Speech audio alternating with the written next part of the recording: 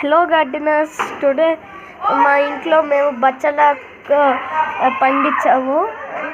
ఇది చాలా ఈజీగా పండించవచ్చు. చాలా పెద్దగా ఉంది. ఇక్కడ చాలా పెద్ద హలో గార్డెనర్స్, ఈరోజు ఇది చాలా పెద్ద ఆకు ఇక్కడ బాగా పెద్దగా పెరిగింది.